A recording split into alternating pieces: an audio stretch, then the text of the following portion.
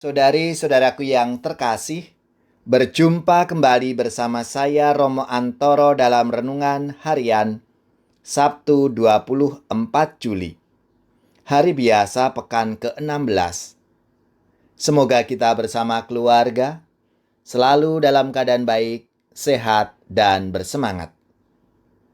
Hari ini kita akan merenungkan Injil Yesus Kristus menurut Matius, bab 13, ayat 24 sampai 30.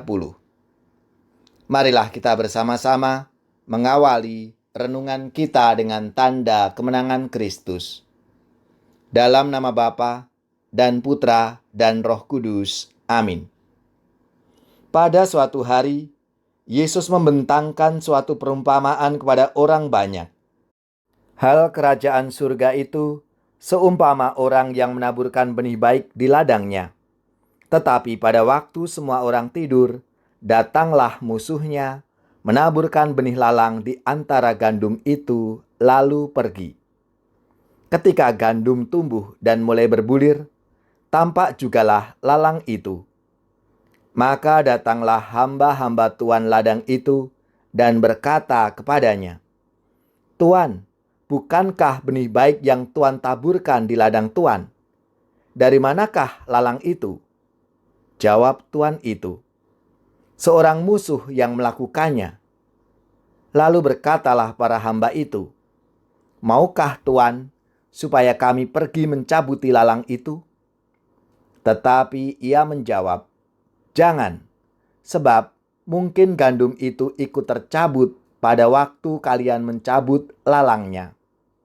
Biarkanlah keduanya tumbuh bersama sampai waktu menuai tiba. Pada waktu itu, aku akan berkata kepada para penuai, kumpulkanlah dahulu lalang itu dan ikatlah berberkas-berkas untuk dibakar. Kemudian kumpulkanlah gandumnya ke dalam lumbungku." Demikianlah sabda Tuhan. Terpujilah Kristus. Saudari-saudaraku yang terkasih, kerajaan Allah tidak diumpamakan dengan orang yang menaburkan benih di ladangnya saja, tapi dengan seluruh situasi yang diakibatkan oleh penaburan benih itu. Benih yang baik adalah anak-anak kerajaan.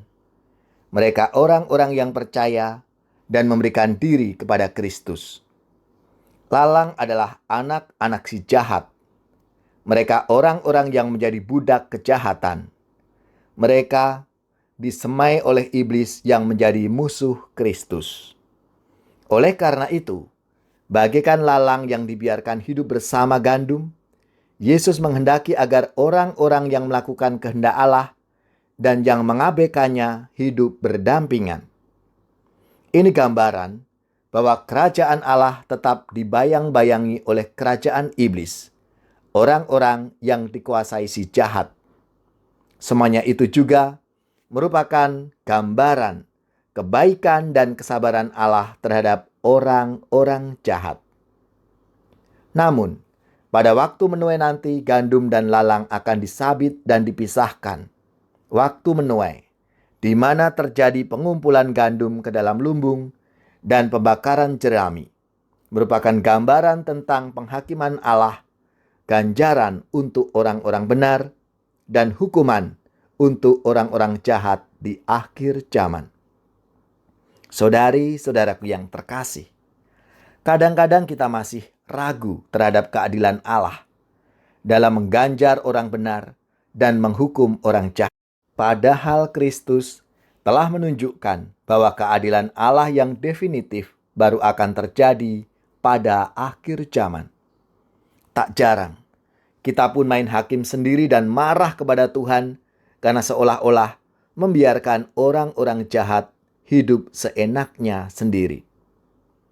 Kristus telah mengajarkan kesabaran kepada para murid-Nya dalam berhadapan dengan orang-orang jahat. Karena pada akhirnya keadilan Allah akan terlaksana. Saudari-saudaraku yang terkasih, kita adalah para pengikut Kristus zaman ini. Seharusnya sabar dan jangan main hakim sendiri hingga akhir zaman tiba. Marilah kita wujudkan rahmat dan kasih Tuhan dalam hidup kita.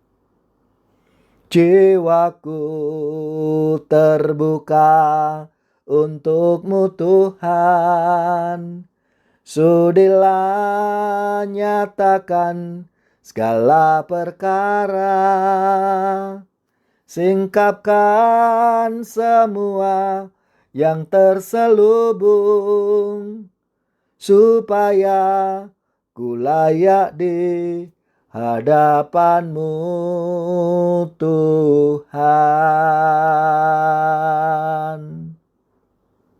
Semoga saudari-saudara sekalian, keluarga-keluarga, orang-orang yang kita doakan, mereka yang sakit, yang menderita, seluruh tugas, belajar, pekerjaan, usaha, serta karya pelayanan kita, dibimbing, dilindungi, dan diberkati oleh Allah yang Maha Kuasa, Bapa, Putra, dan Roh Kudus.